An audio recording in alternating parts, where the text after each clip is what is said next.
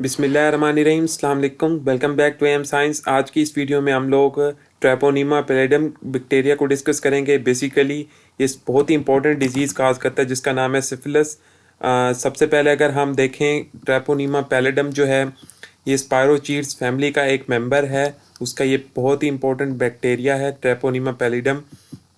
अब हम सबसे पहले हम देखेंगे कि ये कौन कौन सी डिजीज़ करवाता है। जैसे मैंने आपको बताया, ये बहुत ही इंपॉर्टेंट डिजीज़ यानी सिफिलिस करवाता है। अब सिफिलिस के कुछ फीचर्स होते हैं, हम बहुत ही मेन यहाँ पे डिस्कस करेंगे। सबसे पहले है कि ये 3 किस्म का सिफिलिस करवाएगा, एक प्राइमरी, एक सेकेंडरी और तीसरा होगा टर्शरी। हम वन बाय वन सबको डिस्कस करेंगे। सबसे पहले प्राइमरी सिफिलिस की अगर हम बात करें तो उसमें क्या होगा, उसमें प्राइमरी शंकर बनेंगे। अब प्राइमरी शंकर क्या होते हैं, बेसिकली ये पेनलेस अल्सर होते हैं। अभी मैं आपको नेक्स्ट पिक्चर इसकी दिखाऊंगा, आपको समझ वहाँ पे भी आ जाएगा। पेनलेस अल्सर्स बनेंगे।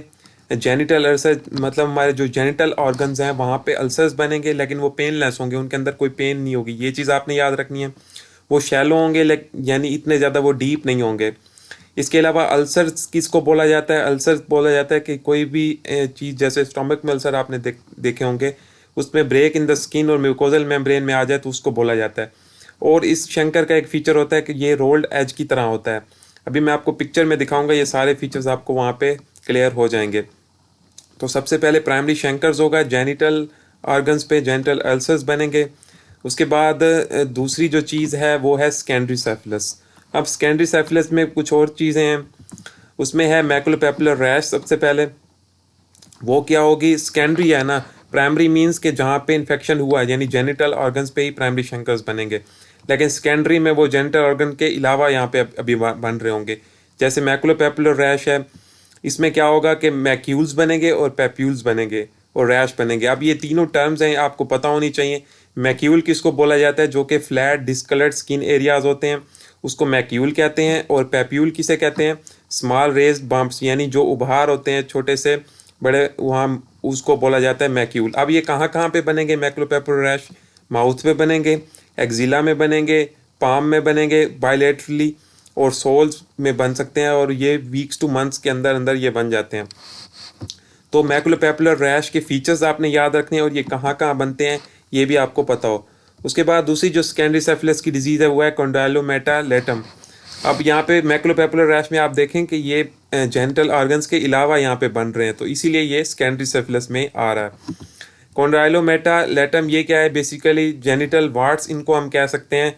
इसके अलावा ये सिर्फ जेनिटल्स में ही नहीं बनते, ये और एरियाज में भी बनते हैं, जैसे म्यूकस मेम्ब्रेन। अब ये जो है फ्लैट मोस्ट पेरिएनल लीजन यानी पेरिएनल साइड पे भी बनते हैं। अब पेरिएनल क्या होता है, बेसिकली ये हेयर बेयरिंग स्किन का पोर्शन है जो कि 5 centimetre radius of anal verge के बाद शुरू होता है, उसके अंदर आ जाता है। इसके अलावा जेनिटल्स पे बनेंगे, एक्जिला में बनेंगे और बिनेथ द ब्रेस्ट बनेंगे। तो ये कॉन्डाइलोमेटालेटम जो कि जेनिटल वार्ड्स हैं, ये सिर्फ जेनिटल्स के अलावा भी बन सकते हैं एक्जिला ब्रेस्ट में, तो इसलिए ये सेकेंडरी सेफिलिस में आ गया है। तो सेकेंडरी सेफिलिस में ये जो है 2 किस्म की यहाँ पे डिजीज़ हैं। और उसके बाद अगर हम नेक्स्ट देखें कि इसके अंदर पेशेंट को फीवर भी हो सकता है, हेडेक वगैरह भी हो सकता है और सोर थ्रोट भी हो सकता है।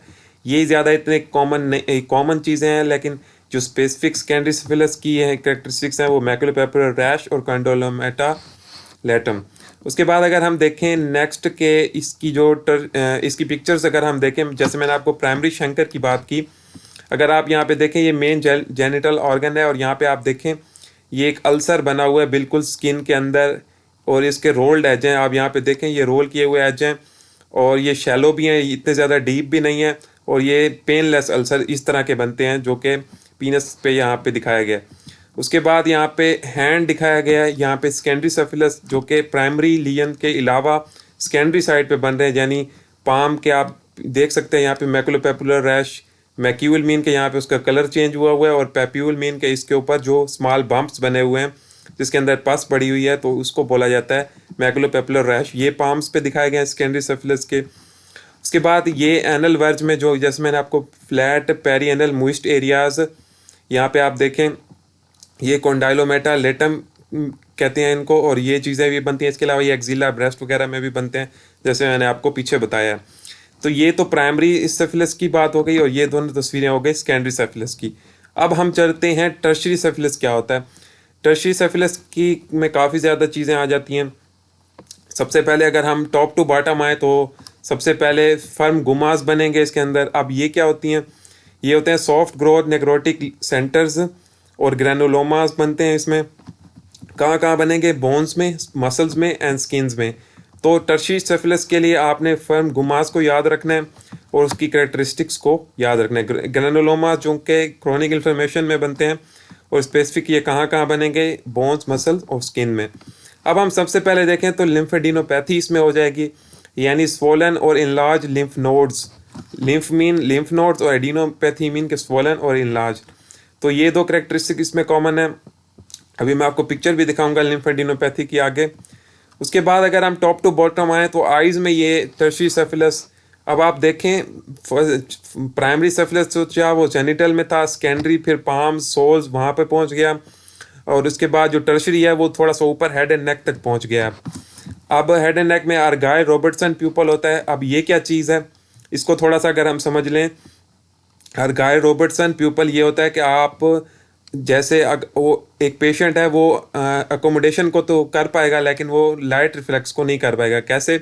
उसके ऊपर अगर कोई भी लाइट मारी जाएगी तो उसका प्यूपल जो है वो कंस्ट्रिक्ट नहीं होगा और वो वैसे ही बिल्कुल सीधा रहेगा। लेकिन अगर उस पे अकोमोडेशन के लिए उसकी आई को फोकस किया जाएगा तो उसका प्यूपल वहाँ पे कंस्ट्रिक्ट होगा, यानी स्मॉल प्यूपल का साइज हो जाएगा बायलेटरली, जो भी वो नियर ऑब्जेक्ट को अकोमोडेट करने की कोशिश करेगा।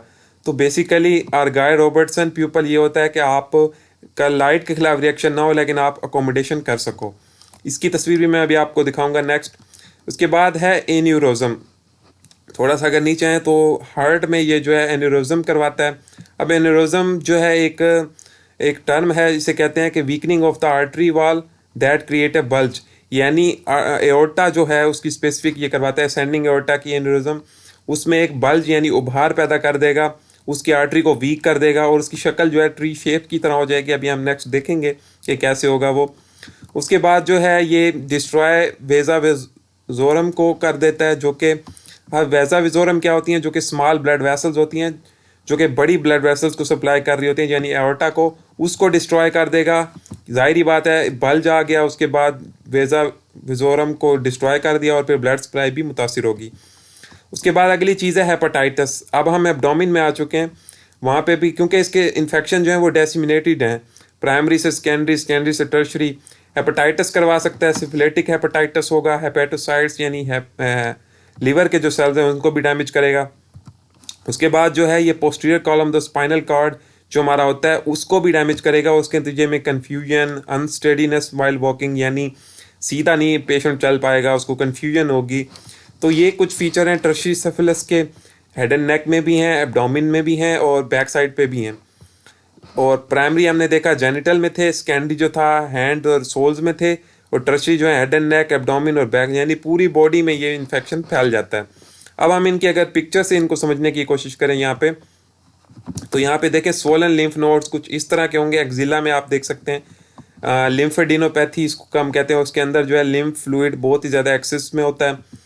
उसके बाद एर्गाय रॉबर्टसन प्यूपल, जैसे मैंने आपको बताया कि लाइट रिफ्लेक्स का आंखों पे कोई असर नहीं होगा लेकिन आंखें जो है अकोमोडेट कर सकेंगी, इस तरह की आंखें होंगी। उसके बाद जो अगर हम असेंडिंग एओर्टा एन्यूरिज्म की बात करें तो ये आप एओर्टा देख सकते हैं, असेंडिंग एओर्टा, इसकी एन्यूरिज्म यानी बल्जिंग आप यहाँ पे इसको देख सकते हैं, जो कि आगे उसकी स्मॉल ब्लड वेसल्स जो जा रही होती हैं वो भी मुतासिर होती हैं, जिसे हम वेजा विजोरम कह रहे थे, वो भी इससे मुतासिर होगी। तो ये 3 पिक्चर टर्शरी सिफिलिस के लिए आप याद रख सकते हैं, उससे समझ भी सकते हैं। उसके बाद आखिरी जो है वो है कंजेनिटल सिफिलिस। प्राइमरी हो गया, सेकेंडरी हो गया, टर्शरी हो गया। अब कंजेनिटल सिफिलिस के कुछ फीचर्स हैं, बड़े इंटरेस्टिंग हैं। कंजेनिटल मीन के इनबोर्न, यानी जब बेबी पैदा होगा तो उसको इस तरह के फीचर्स आएंगे, क्योंकि ये जो आगे हम हैबिटेट में देखेंगे कि ये कि ट्रांसमिशन जो है इसकी वो बर्थ के दौरान होती है। तो सबसे पहले है कि ये कंजेनिटल सिफिलिस कब आएगा पेशेंट में।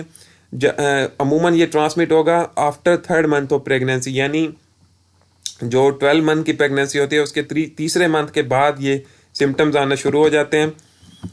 उसके बाद ये फैलना भी शुरू हो जाता है। सबसे पहले है कि आई में अगर हम टॉप टू बॉटम आए, हेड एंड नेक में सिफिलिटिक यूवेआइटिस करवाएगा, यानी सिफिलिटिक मीन के सिफिलिस से आ रहा है, और यूवियाटिस मीन जो कि middle layer of the I tissue की है उसको इन्फ्लेमेशन स्टार्ट कर देगा। यूविया जो होता है, यूवियाटिस उसको कहेंगे, उसके नतीजे में आयरस रोजियोला बन जाएगा। अब ये क्या चीज़ है, ये डायलेटेड आयरस वेसल्स होती हैं, उनको डायलेट कर देगा। उसके नतीजे में दो पेटेंट इरिडोटोमीज बन जाएंगे जो कि 2 और 10 o'clock पे। अगर हम एक आई को पूरा एक क्लॉक तस्वर करें तो 2 और 10 o'clock पे दो इरिडोटोमीज बन जाएंगे। अभी हम नेक्स्ट इन सब की पिक्चर्स भी देखेंगे ताकि आपको वहाँ पे क्लियर हो जाएगा, क्योंकि एक चीज़ पिक्चर से आप ज़्यादा अच्छे से याद रख सकते हो। उसके बाद दूसरी जो डिजीज़ है वो है सैडल नोज़। आई के बाद हमने डिस्कस कर लिया, अब है सैडल नोज़। सैडल नोज़ में क्या होगा कि पेशेंट का जो है लॉस ऑफ हाइट हो जाएगी, यानी जो नोज़ है उसकी हाइट बहुत ज़्यादा लूज़ हो जाएगी। क्यों लूज़ हो जाएगी? क्योंकि जो नोज़ का ब्रिज होता है वो क्लैप्स कर जाएगा, तो उसकी वजह से सैडल नोज़ हो जाएगा। इसकी पिक्चर भी अभी हम नेक्स्ट देखेंगे। उसके बाद डेफनेस हो जाएगी, यानी बहरा हो जाना। पेशेंट को कुछ सुनाई नहीं देगा, कोई बोलता रहेगा लेकिन वो सुन नहीं पाएगा। ये अमूमन बच्चों में होता है बहुत ज़्यादा। ये तो हो गई हेड एंड नेक से रिलेटेड डिजीज़। अगर हम देखें टीथ से रिलेटेड तो हचिंगसन टीथ ये करवाता है। अब इसकी थोड़ी सी कैरेक्टरिस्टिक्स हैं। हचिंगसन टीथ किसे कहते हैं? जो कि स्मॉलर हों बहुत ज़्यादा और वाइडली स्पेस टीथ हों नॉर्मल से, और उसके ऊपर नॉच हो जो कि बाइटिंग सरफेस के तौर पे काम करे। तो हचिंगसन टीथ जो हैं ये बहुत ज़्यादा प्रोमिनेंट फीचर है इसके। इसके अलावा अगर हम देखें तो इसमें मलबरी मोलर्स भी होते हैं। मलबरी मोलर्स ये होते हैं कि मल्टीपल राउंड रोडोमेंट्री इनेमल्स बन जाते हैं, यानी बहुत ज़्यादा मल्टीपल होंगे, राउंड गोल किस्म के होंगे और रोडोमेंट्री इनेमल्स बनेंगे परमानेंट फर्स्ट मोलर पे। अब इसकी पिक्चर भी हम नेक्स्ट जो है स्लाइड उसमें देखेंगे, मलबरी मोलर्स किस तरह हमें नज़र आएंगे। उसके बाद जो आखिरी चीज़ है वो है सैबर शिन्स। अब इसको क्या कहते हैं? सैबर शिन्स। सैबर शिन्स बेसिकली जो है एंटीयर बोइंग ऑफ टिबिया को कहते हैं। जो हमारी टिबिया बोन है वो आगे की तरफ बिल्कुल बो यानी झुक जाती है। इसको भी अभी हम पिक्चर में अभी देखेंगे। तो कंजेनिटल सिफिलिस में जो है हेड एंड नेक से रिलेटेड डिजीज़ हैं, आई में है, नोज़ में है, एयर में है, टीथ में और लेग्स में होती हैं। अब हम यहाँ पे पिक्चर से अगर इसको समझने की कोशिश करें और ये हमारे लिए और ज़्यादा आसान हो जाएगा। सबसे पहले हम देखें यहाँ पे आइरस यहाँ पे दिखाया गया है, सिफिलिटिक यूवियाइटिस। यहाँ पे आप देखें बिल्कुल ब्लड वेसल्स यहाँ पे डैमेज हो चुकी हैं, और यहाँ पे 2 o'clock और 10 o'clock पे आप देखें दो इरिडियोटोमीज यहाँ पे बने हुए हैं जैसे हमने डिस्कस किया था। उसके बाद आप यहाँ पे देखें कि पेशेंट जो है वो बहरा, बिल्कुल डेफनेस हो गई है, उसको सही सुनाई भी नहीं दे रहा। उसके बाद अगर आप सैडल नोज़ को देखें तो ये नोज़ का जो ब्रिज होता है बिल्कुल दरमियान में, वो यहाँ पे इस पेशेंट का देखें बिल्कुल डैमेज हो चुका है, और इसकी वजह से इसको सैडल नोज़ इस पिक्चर से याद रख सकते हैं। यहाँ पे आप देखें हचिंगसन टीथ, यानी जो टीथ है उसके दरमियान गैप आपको बहुत ज़्यादा मिलेगा, और नोच होगी उसके जो है बाइटिंग सरफेस पे आप देख सकते हैं नोच भी है। उसके बाद अगर हम इस पिक्चर को देखें तो इसमें मलबरी टीथ दिखाए गए हैं, और यहाँ पे आप ये मलबरी टीथ हैं, तो इसको इस चीज़ से याद रख सकते हैं। उसके बाद ये जो है anterior Boeing of the tibia यानी सैबर शिन्स, बिल्कुल आप इस टांग को देखें और ये बिल्कुल टिबिया जो आगे की तरफ बो हो जाती है, तो ये चीज़ आप याद रख सकते हैं। तो कंजेनिटल सिफिलिस में ये कुछ 5-6 डिजीज़ होती हैं, तो ये आपको लाजमी से पता होनी चाहिए। उसके बाद हम इसके आते हैं अब हैबिटेट और ट्रांसमिशन पे। अगर हम हैबिटेट और ट्रांसमिशन की बात करें यहाँ पे, तो हैबिटेट जो है वो इसका ह्यूमन जेनिटल ट्रैक है, ओरल कैविटी है और इंटेस्टाइनल ट्रैक है, यानी मुंह का रास्ता, जेनिटल ट्रैक और इंटेस्टाइनल ट्रैक। ट्रांसमिशन कैसे होगी? इन्हीं हैबिटेट से रिलेटेड ही होगी, सेक्सुअल कॉन्टैक्ट से होगी। जैसे हमने देखा कि जो प्राइमरी शंकर थे वो जेनिटल ऑर्गन्स पे बन रहे थे, फिर वहीं से सेकेंडरी, टर्शरी और कंजेनिटल में फिर ट्रांसफ़र हुए। सेक्सुअल कॉन्टैक्ट यानी इंटीमेट कॉन्टैक्ट से ये ट्रांसमिट होंगे। इसके अलावा mother to foetus across placenta, placenta में जो हमने देखा 3rd month ऑफ प्रेगनेंसी, उसके बाद ये ट्रांसमिट होते हैं, और कंजेनिटल सिफिलिस की हमें डिजीज़ वहाँ पे मिल रही थी। उसके बाद हमने देखा कि इसका जो लियन है, लियन ऑफ स्किन और म्यूकोजल मेम्ब्रेन, जो कि माउथ पे, एनस पे और जेनिटेलिया पे जो लियंस इसके मैकुलोपेपुलर रैश हो गए, कॉन्डाइलोमेटालेटम हो गए, जो भी वो शंकर्स वगैरह बन रहे थे, उनसे अगर कोई डायरेक्ट कॉन्टैक्ट होगा तो उससे भी ये चीज़ ट्रांसमिट आसानी के साथ हो सकती है। तो ये चीज़ 3 चीज़ें इसकी ट्रांसमिशन से रिलेटेड यहाँ पे हो गई। उसके बाद अगर हम देखें कि इसकी पैथोजेनेसिस क्या है, तो इसकी ख़ास इतनी पैथोजेनेसिस नहीं है। इसके खिलाफ कोई टॉक्सिन्स भी नहीं है, ना कोई विरुलेंस फैक्टर है। बेसिकली ये हमारा इम्यून रिस्पॉन्स को इवेट करते हैं। इसके अलावा इसके अंदर यूनिक ट्रेपोनिमल आउटर मेम्ब्रेन होती है, जिसके अंदर लो क्वांटिटी में सरफेस एक्सपोज प्रोटीन्स होती हैं, जो इसकी सारी पैथोजेनेसिस करवाती हैं, चाहे वो प्राइमरी हो, सेकेंडरी, टर्शरी और कंजेनिटल हो। इसके अलावा ऑर्गेनिज्म जो इसका है वो मल्टीप्लाई कब करता है, जब वो इनोकुलेट होता है बॉडी के अंदर, चाहे वो सेक्सुअल कॉन्टैक्ट से हो, चाहे वो किसी भी मतलब जो इसका हैबिटेट था, ट्रांसमिशन थी, प्लेसेंटा था, वहीं से फिर डिसेमिनेट करके ब्लड में चला जाता है। अब जो ब्लड में सबसे पहली डिजीज़ ये करवाता है वो करवाता है वेस्कुलाइटिस। मोस्ट इंपॉर्टेंट फीचर है, ये कभी भी नहीं भूलना। वेस्कुलाइटिस मीन कि जो हमारी ब्लड वेसल्स है उसकी इन्फ्लेमेशन स्टार्ट हो जाती है, उसको वेस्कुलाइटिस कहते हैं। और उसके बाद जो है अगर हम प्राइमरी सेंकर की बात करें और सेकेंडरी, वो अमूमन खुद ब खुद हील होना शुरू हो जाते हैं। लेकिन जो टर्शरी है लीजन, उसमें गोमास बनेंगे, हमने देखा था ग्रेनुलोमास, यानी क्रोनिक इन्फ्लेमेशन स्टार्ट हो जाएगी बोन, मसल्स और स्किन्स में। इसके अलावा एओर्टाइटिस हमने देखा, सेंट्रल नर्वस सिस्टम की इन्फ्लेमेशन देखा, जैसे वो कन्फ्यूजन और स्टेडीनेस वॉकिंग आ रहा था, एन्यूरिज्म एओर्टा हो रहा था। तो ये चीज़ पैथोजेनेसिस में आपने याद रखनी है, इम्यून रिस्पॉन्स इवेट करना और ट्रेपोनिमल आउटर प्रोटीन। बाकी जो है इसकी डिजीज़ से रिलेटेड पैथोजेनेसिस है। इसके अलावा इसका कुछ लेटेंट पीरियड भी होता है, यानी कुछ अरसे के लिए ये लेटेंट भी हो जाती है। अब लेटेंट पीरियड जो इसका है उसको दो हिस्सों में डिवाइड करते हैं, एक अर्ली स्टेज है और एक लेट स्टेज है। अर्ली स्टेज जो है वो 1 से 2 साल तक रहती है, और जो लेट स्टेज है वो मैनी ईयर्स तक रहती है।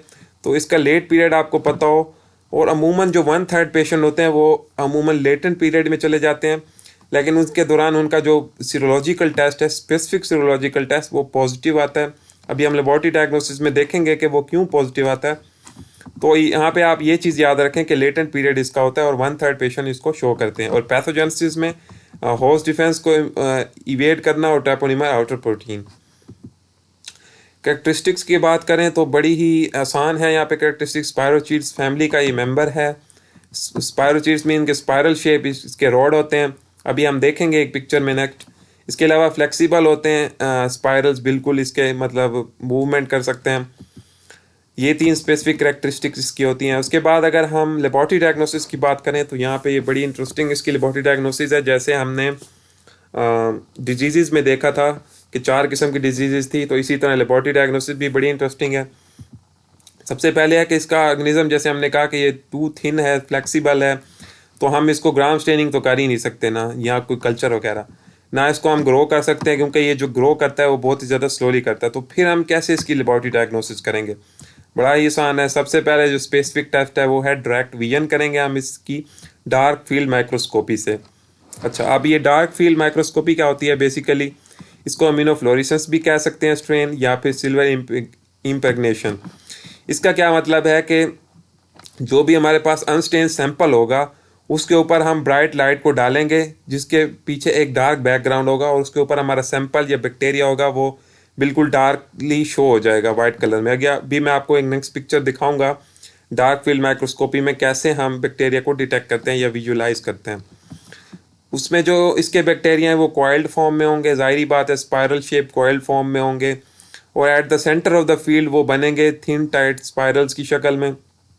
अभी हम देखेंगे। इसके बाद जो दूसरा टेस्ट है इसका वो है TPHA, यानी ट्रेपोनीमा पैलिडम हीमोग्लूटिनेशन, ऐसे ये भी कर सकते हैं हम। और MHATP यानी माइक्रो हेमोग्लूटिनिन ऐसे ट्रेपोनीमा पैलिडम, ये हम कर सकते हैं। ये इसका ही मतलब एब्रीवेशन ही है, माइक्रोडाइटर प्लेट में ये करते हैं हम। तो ये 3 स्पेसिफिक टेस्ट हैं, ये हम इसके लिए कर सकते हैं। अगर हम डार्क फील्ड माइक्रोस्कोपी को अगर हम देखें अभी, तो कुछ इस तरह की होती है डार्क फील्ड माइक्रोस्कोपी, कि इसका एक बैकग्राउंड जो होता है वो डार्क होता है, और उसके ऊपर जो हमें ये ट्रेपोनीमा पैलिडम के बैक्टीरिया ये हमें डार्कली यहाँ पे वाइट कलर में शो हो जाते हैं, बिल्कुल at the centre of the field. तो ये इस तरह हमें शो होते हैं। उसके बाद हम सीरोलॉजिकल टेस्ट यहाँ पे देखेंगे, बहुत स्पेसिफिक हैं। एक होते हैं स्पेसिफिक सीरोलॉजिकल टेस्ट और दूसरे होते हैं नॉन स्पेसिफिक सीरोलॉजिकल टेस्ट। अगर हम स्पेसिफिक सीरोलॉजिकल टेस्ट की बात करें यहाँ पे, तो उसमें है सबसे पहले FTA-ABS। अब ये क्या होता है FTA-ABS? ये मोस्ट स्पेसिफिक टेस्ट है ट्रेपोनीमा के लिए, आपने कभी भी नहीं भूलना FTA-ABS। अब इसका क्या मतलब है? FTA मीन के फ्लोरिसेंट ट्रेपोनीमल एंटीबॉडी, एब्जॉर्ब, और ABS मीन के एब्जॉर्ब टेस्ट। तो इसका पूरा ये इस तरह याद रखना कि फ्लोरेसेंट ट्रेपोनिमल एंटीबॉडी एब्जॉर्बेंट टेस्ट, ये स्पेसिफिक टेस्ट है। कैसे करेंगे हम कि पेशेंट के सीरम को जो है एब्जॉर्ब करेंगे नॉन पैथोजेनिक ट्रेपोनिमा के साथ, उसके साथ क्रॉस रिएक्टिंग एंटीबॉडीज़ को रिमूव कर देंगे ताकि वो उससे रिएक्शन ना कर सके, और इससे हम जो ट्रेपोनिमा का इन्फेक्शन है उसको डायग्नोस कर लेंगे। अब इसमें जो एंटीजन है ना FTA ABS में, वो होती है कील्ड ट्रेपोनिमा पैलिडम, वो हम यूज़ करते हैं। ये मोस्ट इंपॉर्टेंट याद रखना, इसीलिए ये जो हाईलाइट किया हुआ है सबसे ज़्यादा यही याद रखना होता है। उसके बाद FTA ABS जो है ये रिमेन पॉजिटिव फॉर लाइफ, यानी आप जब भी पेशेंट का चेक करेंगे वो हमेशा ही पॉजिटिव आएगा। तो इसीलिए जो है ये ना तो ट्रीटमेंट में यूज़ होता है, नॉट डिटरमाइन करता है, और ना ही री इन्फेक्शन में, क्योंकि एक चीज़ जो हमेशा ही पॉजिटिव है तो कैसे हम ट्रीटमेंट के तौर पे या री इन्फेक्शन के तौर पे उसको जज कर सकते हैं। बाज़ार ये स्पेसिफिक टेस्ट है लेकिन ये हर वक्त पॉजिटिव होता है, तो इसीलिए हम इसको ट्रीटमेंट या री इन्फेक्शन में यूज़ नहीं कर सकते। अब है non specific test. Specific test था FTA ABS, और उसके ये जो दो फीचर थे। नॉन स्पेसिफिक टेस्ट में है VDRL और RPR सॉरी। अब VDRL क्या होता है? Venereal disease research laboratory VDRL test, और RPR मीन के रैपिड प्लाज्मा रिएजन। यहाँ पे स्पेलिंग गलत लिखे हुए हैं, आपने ठीक कर लेना है, रिएजन है यहाँ पे, रैपिड प्लाज्मा रिएजन। ये दो नॉन स्पेसिफिक टेस्ट हैं यहाँ पे, जो कि हम स्क्रीनिंग के लिए यूज़ करते हैं ऐसे पेशेंट में जहाँ पे हमें ख़तरा हो कि इसको कहीं सिफिलिस का पेशेंट तो नहीं है, तो स्क्रीनिंग करने के लिए ऐसे प्रोफाइलैक्टिकली हम ये टेस्ट कर सकते हैं। नॉन स्पेसिफिक है। इसमें आप अगेन एंटीजन जो होता है वो होता है बीफ हार्ट कार्डियोलिपिन। वहाँ पे क्या था? Killed Treponema pallidum. तो ये डिफरेंस आपने याद रखना है। उसके बाद जो है इसका जो टेस्ट है उसका टेस्ट रिमेन पॉजिटिव था लाइफ के लिए, लेकिन इसका जो टाइटर है एंटीबॉडीज़ का वो डिक्लाइन कर जाता है ट्रीटमेंट के बाद, नेगेटिव हो जाता है, इसीलिए हम इसको ट्रीटमेंट के रिस्पॉन्स के तौर पे यूज़ कर सकते हैं। तो वो पॉजिटिव था, ये नेगेटिव है, तो ये डिफरेंस भी आपने याद रखना है। तो बेसिकली स्पेसिफिक और नॉन स्पेसिफिक टेस्ट के नाम और उनमें एक दो बातें जो दो डिफरेंस है वो आपको लाजमी पता हो। यहाँ पे मैंने हाईलाइट किए हुए हैं आपकी आसानी के लिए। उसके बाद जो है ट्रीटमेंट की अगर हम बात करें यहाँ पे, तो पेंसिलिन जो है वो बहुत ही ज़्यादा इफेक्टिव है यहाँ पे, चाहे वो प्राइमरी हो, सेकेंडरी, टर्शरी, कंजेंटल, कोई भी जो है सिफिलिस हो उसमें पेंसिलिन इफेक्टिव है। स्पेसिफिक बात करें तो बेंजाथीन पेंसिलिन जी हम दे सकते हैं, और उसका भी डिपोर्ट प्रेपरेशन, अगर आपको डिपोर्ट प्रेपरेशन का पता हो तो वो ये होती है कि आप स्लोली एक ड्रग को या देते हो ताकि वो लंबे अरसे तक आप उसको यूज़ कर सको और वो आहिस्ता आहिस्ता एब्जॉर्ब होती रहे। तो बेंजाथीन पेंसिलिन जी दे सकते हैं प्राइमरी और सेकेंडरी सिफिलिस के पेशेंट्स को। इसके अलावा इसके खिलाफ कोई रेजिस्टेंस नहीं है, इसीलिए मैं आपको कह रहा था कि ये ऑल स्टेजेस ऑफ सिफिलिस में हम दे सकते हैं। अगली चीज़ है कि कुछ पेशेंट जो हैं वो एक रिएक्शन शो करते हैं पेंसिलिन के खिलाफ, जैसे मैंने आपको बताया कि सेंसिटिविटी तो शो कर ही सकते हैं वो। जेरिश हेक्सहैमर रिएक्शन इसको बोला जाता है। ये more than half of the patient show करते हैं सेकेंडरी सिफिलिस वाले, जो इसके पाम पे होगा, सोल्स पे होगा, जो हमने देखा था रैशेस वगैरह और कॉन्डाइलोमेटालेटम, वो पेंसिलिन के खिलाफ शो करेंगे। कैसे करेंगे? इसकी कुछ कैरेक्टरिस्टिक्स हैं। फीवर चिल्स होंगे, माइल्जियाज मसल्स में पेन होगा, फ्लू लाइक सिम्टम्स होंगे, और ये कुछ ही घंटे के बाद एंटीबायोटिक्स लेने के बाद शुरू हो जाएंगे। तो जेरिश हेक्सहैमर रिएक्शन आपने याद रखना है, मोस्ट इंपॉर्टेंट है इस बैक्टीरिया के लिए, जो कि कुछ पेशेंट ये इसको शो करते हैं।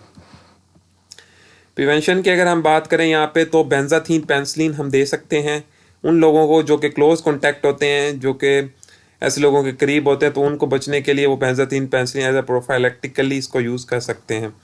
कॉन्डम्स का इस्तेमाल कर सकते हैं ताकि जो है ये इन्फेक्शन सेक्सुअल कॉन्टैक्ट या इंटीमेट कॉन्टैक्ट से ना फैले, और वो कॉन्डम्स भी तब इफेक्टिव होंगे जबकि सिफिलिस जो सोर्स होंगे, चाहे वो जेंटल ऑर्गन्स पे हों, जहाँ भी हों, वो उनको अगर कवर करके मतलब कॉन्डम्स का यूज़ किया जाए तो तब वो इफेक्टिव होंगे, अदरवाइज वो इफेक्टिव नहीं होंगे और सिफिलिस से जो है वो ट्रांसमिट हो जाएगा। उसके बाद जितना वो अवॉइड सेक्सुअल कॉन्टैक्ट किया जाए, जिस पेशेंट को भी सिफिलिस के सिम्टम्स हों, तो उस चीज़ से भी प्रिवेंशन इसकी की जा सकती है। आखिरी जो चीज़ है वो है कि इसके अलावा वैक्सीन अवेलेबल नहीं है, तो आप क्लोज कॉन्टैक्ट के लिए ड्रग यूज़ कर सकते हैं और कुछ प्रोटेक्शन वगैरह यूज़ कर सकते हैं। तो यहाँ पे हुआ है बैक्टीरिया ख़त्म। हम इसको क्विकली रिव्यू कर लेते हैं ताकि हमारा ये जो इम्पोर्टेंट बैक्टीरिया वो क्लियर हो जाए। सबसे पहले जो है वो ट्रैपोनीमा पैलिडम की अगर हम बात करें तो ये सिफिलिस करवाता है डिजीज़। ट्रैपोनीमा पैलिडम जो है वो स्पायरोचीट फैमिली का मेंबर है। सिफिलिस डिजीज़ जो है वो प्राइमरी, सेकेंडरी और टर्शरी और कंजेनिटल होती है।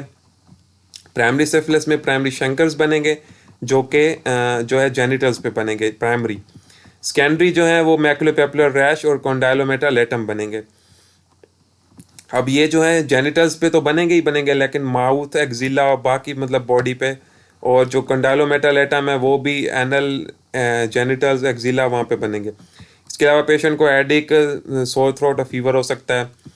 यहाँ पे आप देखें कि प्राइमरी शंकर्स दिखाया गया है और यहाँ पे जो है सेकेंडरी सिफिलिस पाम के ऊपर, मैकुलोपेपुलर रैश, और यहाँ पे जो है कॉन्डाइलोमेटा लेटम। उसके बाद टर्शरी सिफिलिस में हमने देखा कि फंगुमास बनेंगे, बोन, मसल और स्किन में लिम्फोडेनोपैथी होगी, एर्गाइल रॉबर्टसन प्यूपल होगा, aneurysm of the ascending aorta होगा। इसके अलावा जो हेपेटाइटिस, सिफिलिटिक हेपेटाइटिस होगा, और damage posterior column of the spinal cord, यानी कि अब्डोमेन की डिजीज़ होंगी, बैक की डिजीज़ और आई की डिजीज़। यहाँ पे पिक्चर्स में हम देखें तो लिम्फोडेनोपैथी कुछ इस तरह की होगी, आर्गाई रॉबर्टसन प्यूपल का पेशेंट इस तरह की उसकी आंखें होंगी, और असेंडिंग एओर्टा एन्यूरिज्म में जो है एओर्टा इस तरह बल्ज हो जाएगा।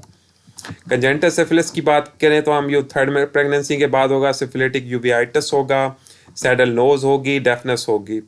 इसके अलावा जो है चिंगसन टीथ और मलबरी मोलर्स होंगे, ये हेड एंड नेक की डिजीज़ हैं, और आखिरी जो है वो लेग्स की फेबर शेन्स होंगे।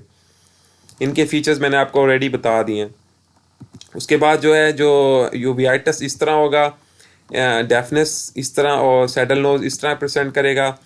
यहाँ पे हचिंगसन टीथ यहाँ इस तरह स्पेसिस होंगी, और मलबरी टीथ्स में कुछ इस तरह की प्रेजेंटेशन होगी।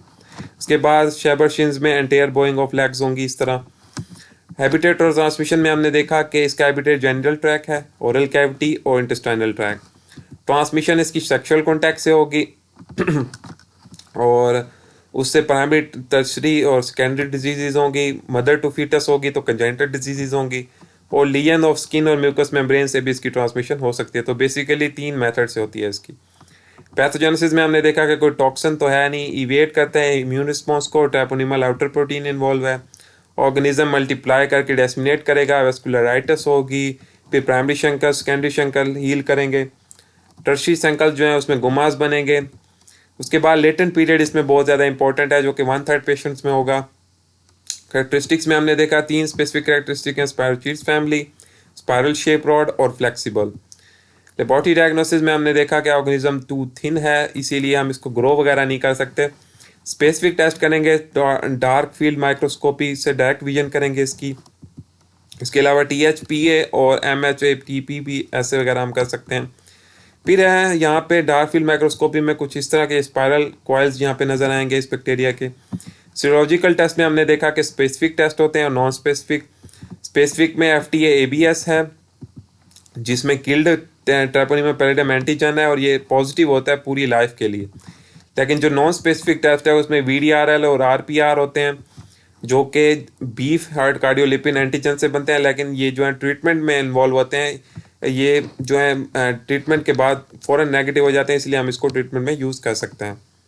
फिर ट्रीटमेंट में हमने देखा कि पेंसिलिन तो है वो बहुत ज़्यादा इफेक्टिव है, बेंजाथीन पेंसिलिन जी दे सकते हैं, उसकी डिपोर्ट प्रेपरेशंस, और रेजिस्टेंस तो है नहीं इसके खिलाफ, लेकिन जेरिश एक्सहैमर रिएक्शन शो करते हैं कुछ patient, more than half of the patient, तो ये चीज़ याद रखनी है। उसके बाद प्रिवेंशन में अगर हम देखें तो बेंजाथीन पेंसिलिन क्लोज कॉन्टैक्ट पेशेंट्स को दे सकते हैं। कॉन्डम्स का यूज़ करके इसके इन्फेक्शन से बचा जा सकता है, और अवॉइड सेक्सुअल कॉन्टैक्ट से भी इससे बचा जा सकता है। क्योंकि इसके खिलाफ जो है वैक्सीन अवेलेबल नहीं है। तो यहाँ पे हुआ है बैक्टीरिया ख़त्म। होपफुली आपको ये बैक्टीरिया समझ आ गया होगा, और मैं उम्मीद करता हूँ कि कोई ऐसी चीज़ नहीं है जो कि यहाँ पे इम्पोर्टेंट और रह गई हो। अगर फिर भी अगर आप किसी चीज़ की समझ नहीं है तो आप कमेंट सेक्शन में पूछ सकते हैं, कोई सजेशन है तो वो दे सकते हैं। और अगर आपको इस लेक्चर की समझ आ गई तो वीडियो को लाजमी से लाइक कर दें, अच्छा सा कमेंट भी कर दें, और अपने दोस्तों के साथ शेयर करें ताकि उन लोगों को भी इस चीज़ से फ़ायदा हो। और अगर आपने अभी तक AM साइंस को सब्सक्राइब नहीं किया तो लाजमी से सब्सक्राइब करके जाएँ, और बेल आइकन को दबा के जाएँ ताकि आप कोई भी चैनल की वीडियो मिस ना कर सकें। अगर आप बाकी वीडियोस को देखना चाहते हैं तो आप यहाँ पे जाके वीडियोस के सेक्शन में देख सकते हैं। प्लेलिस्ट में जाके भी आप चेक कर सकते हैं। यहाँ पे मैंने आपकी आसानी के लिए प्लेलिस्ट भी बनाई हुई हैं, तो आपको बहुत ज़्यादा आसान वे में यहाँ पे समझ आ जाएगा। तो बस इतना ही था, मिलते हैं नेक्स्ट इसी तरह की बैक्टीरिया की वीडियो में। तब तक के लिए खुदा हाफिज़।